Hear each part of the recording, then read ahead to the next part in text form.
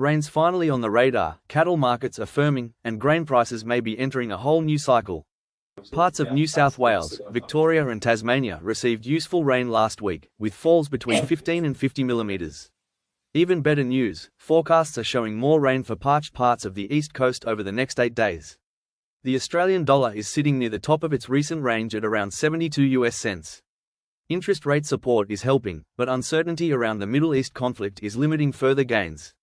Cattle markets had a much stronger week. New South Wales turnoff is slowing, Victorian processors are competing harder in northern markets, and Queensland meatworks are expected to lift rates by around 20 cents a kilo. Feeder steers and heifers saw strong interest, while global beef prices remain supported by lower US production. Sheep and lamb prices were mixed.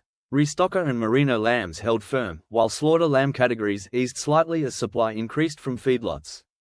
There's also solid demand from East Coast feeders for WA spring store lambs. Grain prices eased last week on hopes of a US-Iran peace deal and improved rainfall forecasts globally. But there's a bigger story developing. Elders Insights suggests the Middle East conflict could mark the end of the global grain bear market, with higher production costs and stronger biofuel demand potentially pushing grain prices into a new long-term higher pricing cycle. Wool markets eased slightly due to the stronger Aussie dollar, although crossbred and oddments remained firm as processors chase lower-cost fibre blends.